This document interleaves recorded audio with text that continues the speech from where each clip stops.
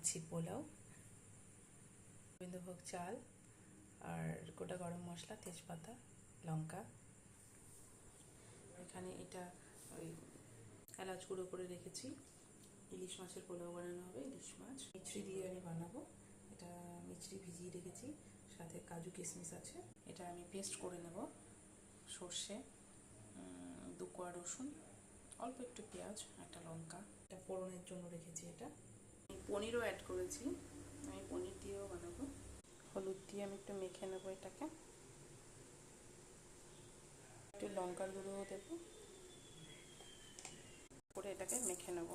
সর্ষের তেল দেবো, মাখা হয়ে গেছে। কড়াইতে ঘি দিয়ে দেবো, ফোড়ন দিয়ে দিয়েছি, মাছ ভেজে মশলাটা দিয়ে দিয়েছি, দিয়ে দিলাম, নেড়ে চেড়ে এই জল দিয়ে দিয়েছি। অবশ্যই নুন দেবে।